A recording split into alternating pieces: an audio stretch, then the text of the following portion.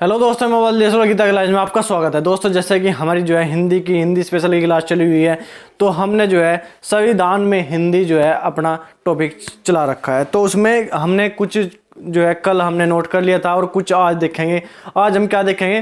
राजभाषा अधिनियम 1963। राजभाषा अधिनियम 1963 में क्या कहा? राजभाषा अधिनियम 1963 में ये कहा गया कि 1965 के बाद भी अंग्रेजी जो है हिंदी के साथ यूज करी जाएगी कामकाज की भाषाओं में, कामकाज के लिए। तो 1965 के बाद भी अंग्रेजी। तो उसके बाद हमने जो हमारा जो है अनुच्छेद 343 अनुच्छेद जो है अनुच्छेद 343 एक में क्या कहा गया? अनुच्छेद 343 एक में हमारा जो हिंदी देवनागरी लिपि है वो संघ की भाषा है।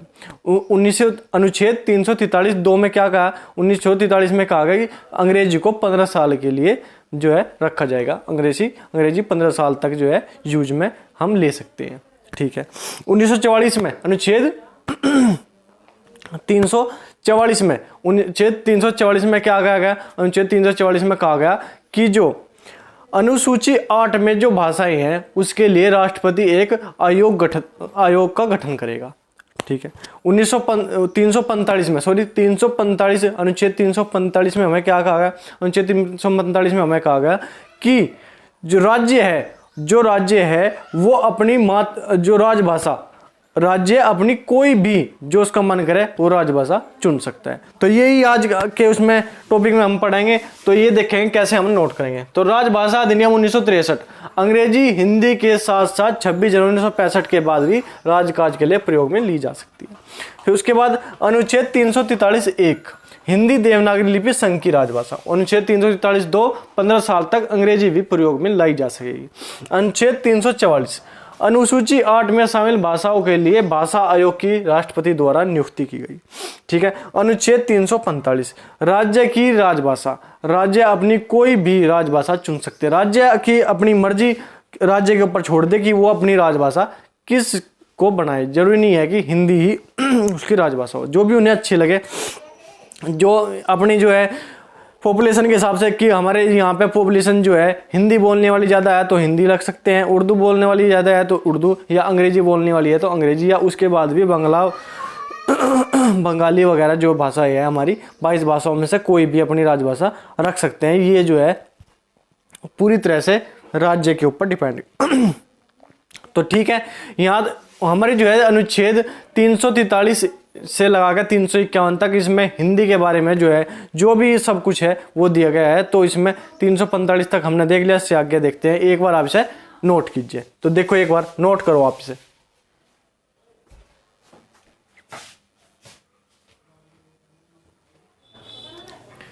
इसके आगे देखते हैं हम अनुच्छेद 346। इसके बाद हमारा अनुच्छेद 346 में क्या है? संघ और राज्य के बीच जो है बातचीत की भाषा। संघ और राज्य के बीच जो है बातचीत की भाषा, या राज्य और राज्य के बीच में बातचीत की भाषा। 347 में हम क्या देंगे? 347 में हम देखेंगे 347 में राष्ट्रपति द्वारा राज्य की किसी भी भाषा को मान्यता दी जा सकती है। राष्ट्रपति अगर चाहे तो किसी भी भाषा को मान्यता दे सकता है 347 में। तो 347 में। और 348 में देखेंगे हम। 348 में क्या है? सुप्रीम कोर्ट, हाई कोर्ट या किसी भी कोई नया कानून बनाया तो उसमें क्या है? उसकी भाषा जो होगी वो अंग्रेजी होगी 348 में। और 349 में देखेंगे।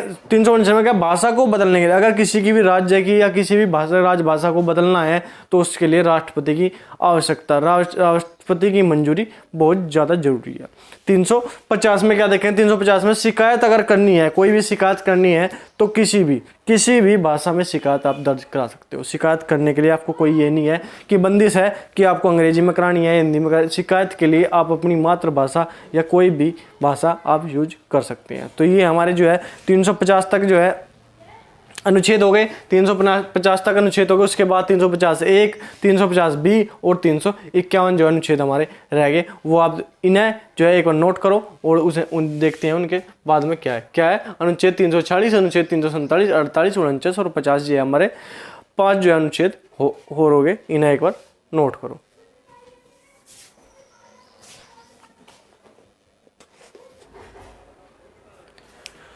इसके बाद देखते हैं हम अनुच्छेद 350 अनुच्छेद 350 में हमें क्या बताया गया है? 350 ए, अनुच्छेद 350 ए में बताया गया कि मात्र जो प्राथमिक शिक्षा हमें दी जाएगी, प्राथमिक शिक्षा में, प्राथमिक विद्यालयों में जो प्राथमिक शिक्षा दी वो हमारी जो है मातृभाषा में दी गई। ये जो हमारी बात नीति निर्देशक तत्व के आधार पर हमें बताई गई है। उसके बाद 350 बी, 350 में भाषाई अल्पसंख्यक, भाषाई जो भाषा के तो आधार पर जो अल्पसंख्यक है उनके लिए एक विशेष अधिकारी की नियुक्ति की जाएगी।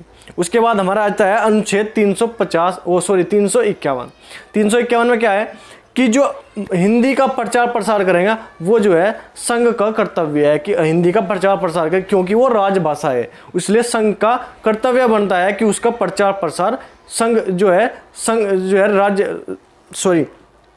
केंद्र सरकार जो संघ जो है कराए, संघ सरकार जो है केंद्र सरकार कराए। ये भी नीति निर्देश तत्व के आधार पर हमारा आता है। तो इसे नोट कैसे करेंगे? अनुच्छेद 350 ए, प्राथमिक शिक्षा मात्र भाषा में दी जाएगी राज्य के नीति निर्देशक तत्व के आधार पर। अनुच्छेद 350 बी, भाषाई अल्पसंख्यकों के लिए विशेष अधिकारी की नियुक्ति। अनुच्छेद 351 संघ का कर्तव्य हिंदी का प्रचार प्रसार करना राज्य के नीति निर्देशक तत्व के आधार पर। संघ का कर्तव्य है, संघ का मतलब केंद्र सरकार का कर्तव्य हमारा होता है। इसे नोट करो। इसे नोट करने के बाद जो है हमारे जो संविधान के जो अनुच्छेद जो है, अनुच्छेद में संविधान के अनुच्छेद 343 से 351 तक जो हमारी हिंदी भाषा के बारे में हमें दिया गया है वो पूरा कंप्लीट हो गया। तो ठीक है, आज के लिए इतना ही। इसे आप नोट करिए और याद करिए। क्यों हम थोड़ा थोड़ा करा रहे हैं तो इस साथ के साथ इसे याद करते चलेंगे और जो है अपने नोट्स बनाते चलेंगे। एक बार वीडियो देखेंगे, एक बार नोट्स बनाओगे और एक बार दोहराओगे तो हमारा जो है हिंदी फिनिश कंप्लीट होती चलेगी। तो ठीक है, वीडियो अच्छी लगे तो लाइक करो, चैनल को सब्सक्राइब करो, दोस्तों को रिलेटेड को चैनल के साथ जोड़ो। तो ठीक है, आज के लिए इतना ही। धन्यवाद। जय हिंद।